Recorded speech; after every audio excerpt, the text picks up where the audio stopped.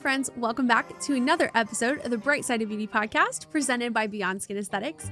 This week, I am finishing up the Q&As, and this one is going to be much more honed in on the business and how you can get started in aesthetics. This is the business side of things. So tune in. We're going to start off with the question, how long has BSA been in business and how did you get started in aesthetics? Love this question. I'm going to give you the really high level version of how we got started as a business. We're 9 years of business right now, which is crazy to say, but we have been in the industry for 9 years. And when we got started, it really started with my mom going to her dermatologist, and they were having what's called a laser day. And they just one day a month, they had all lasers done, like running. And it was so crazy. So when my mom got into the room, she asked her dermatologist, "What are you doing?" And her dermatologist said, "Oh, it's laser day." And she said, "What is that?"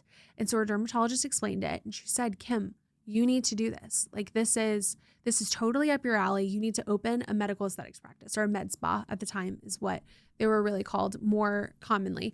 And so my mom went back to Dr. Malumba and Katie. And at this point, they had 3 urgent cares. Yes, at that point in time, they had 3 urgent cares in the Columbus area together. And she said, "I think we should do this. I think we need to open up this business. What do you think about it?" And my mom, or Katie and Dr. Malumba, were all in on it. So my mom and Katie and Dr. Malumba, as well as Dr. McCartney, started Beyond Skin Aesthetics. And at this point in time, it was really a grassroots situation. It was, how do we work our full-time jobs while also working a second full-time job and getting this business all up and running? So about a year and a half, I could be wrong. Guys, don't be mad at me if I'm wrong here. Could be 2 or 3 years in. They finally reached the point where they could be full-time in Beyond Skin Aesthetics. And it was from there on, it was everybody's full-time gig. Meanwhile, while they were starting off with Beyond Skin Aesthetics from the grassroots, I was in college and I was a tourism, hospitality, and event management minor in entrepreneurship and marketing. I was kind of all over the place, but it was business and it was fun business. It was, travel and events and just all the really fun stuff. And I went and worked for Disney. It's kind of back and forth between if I wanted to stay in Ohio or if I wanted to move to Florida. And I decided that I was going to move to Florida and work for Disney. But through college and then while I was at Disney, I was also doing social media and things at Beyond Skin Aesthetics. So I was always kind of half in with BSA. COVID happened in 2020. And obviously, Walt Disney World shut down. So I ended up accidentally moving home. And by accidentally moving home, I mean my stuff went into a storage unit. I was for sure that I was moving back to Florida, and that did not end up happening. I came home. I thought it was going to be for 2 weeks. It ended up being for 10 months before I went and cleaned out the storage unit and said, okay, I guess I'm staying in Ohio. But in that time that I moved back, I decided that I was going to go to advanced aesthetic school. And so I enrolled at Ohio State School of Cosmetology and the spa school and got my advanced aesthetics license. And so I went from being behind the scenes and more on like the business marketing side of aesthetics to then being in the treatment room after that. And I feel like that really just tied everything up with a beautiful bow of my understanding of the aesthetics industry. We continued to grow from that point on. We hired Alicia, our nurse practitioner, around that time frame. I want to say she joined us in 2019, 2020, somewhere right around there. We expanded. We had multiple new hires. We now have Ashley with us as well. We've had some people in and out, but really, I think what is so special about our practice is that it's been our core group since the beginning going through. And these are people that I've known since I was 11, minus Alicia and Ashley I did meet later, but for the most part, we are truly a family and we are so tight knit. And so that's a little bit about BSA and how we all got started and then how I got into aesthetics. Fun fact too, I'm actually a 3rd generation beauty entrepreneur. So my grandma had what she called the salon in Tampa, Florida. She was in St. Petersburg, Florida when my mom was a little girl. And then my mom obviously started BSA, and then I kind of stumbled. I was just working for the family business, but now I'm full force in. I became a managing partner coming on 3 years ago. And so now I'm a third generation beauty entrepreneur. Pretty fun stuff. Okay, next question. How do you plan out your year? I answered this from a personal place in the last episode. From a business perspective, how do we plan out our year?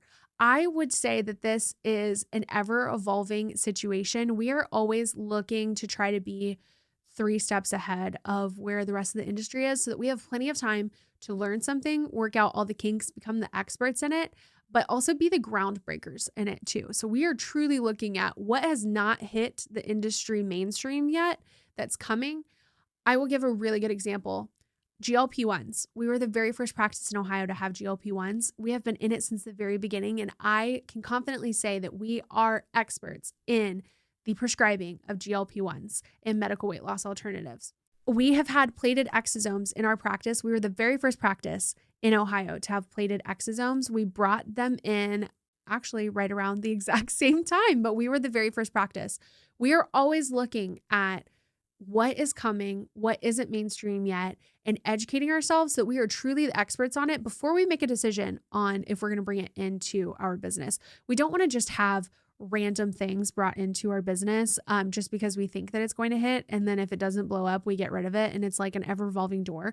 We want to be very specified with, what we're bringing in, but we also want to be the groundbreakers in our industry. And so far, I think we've done a pretty good job. Next question. How can I start in aesthetics?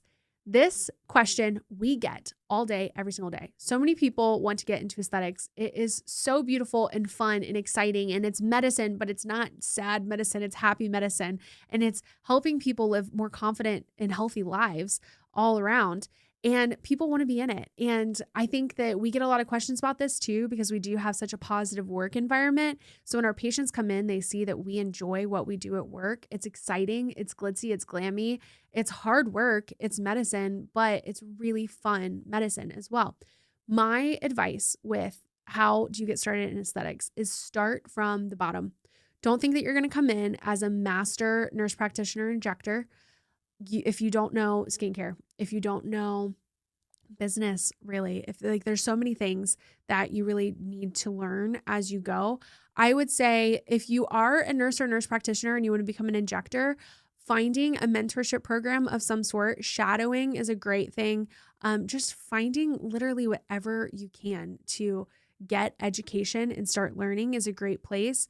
If it is, a place where you're in your career and you can afford to do so, I would try to get a front desk position, try to get some sort of office position where you can be in the office learning about the lingo, learning about the dynamics of how a patient day works, just learning everything about the industry from answering the telephones, from watching people walk in the door and talking to patients, from being an MA in the treatment room. There are so many different avenues you can go, but just getting your foot in the door and not thinking you're better than a position is truly, you're going to learn so much from those positions that will make you excel in your treatment room. That is what my suggestion would be.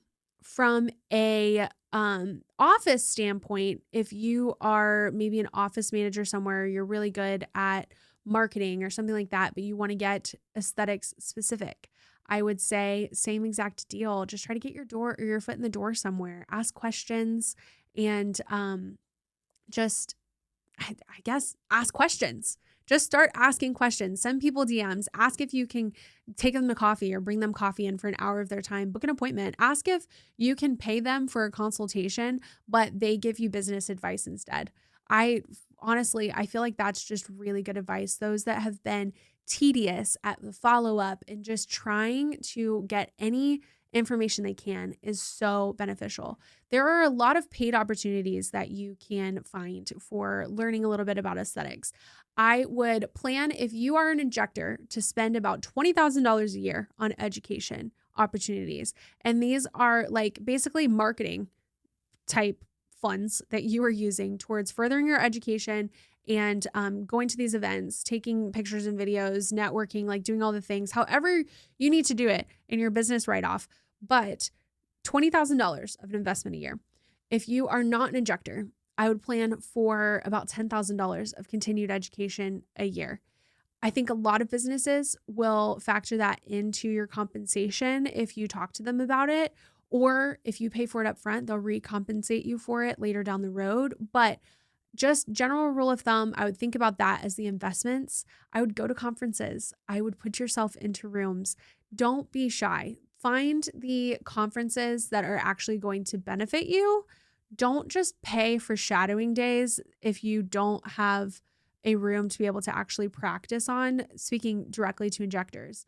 If you want to become a nurse or nurse practitioner injector, don't spend money on a shadowing day if you don't even have a place to work or a place to practice, because that shadowing day is going to go nowhere for you. Try to, and by that, I mean like the paid opportunity shadowing days where like you're paying them money to go in and put your hands on a patient and learn how to inject. Don't spend your money on that. Ask them if you can shadow with them and just learn anything that you can. Maybe pay them for that, but don't necessarily do the hands-on stuff as much as doing the didactic side of things and just the business side of things. There's so much to learn. I hope that answers your question on how to get into aesthetics and is kind of a good starting point. If you're more curious about this, I think I should honestly interview Kim Poor, even if she won't be on screen. I feel like I should interview Kim Poor and put this on Patreon.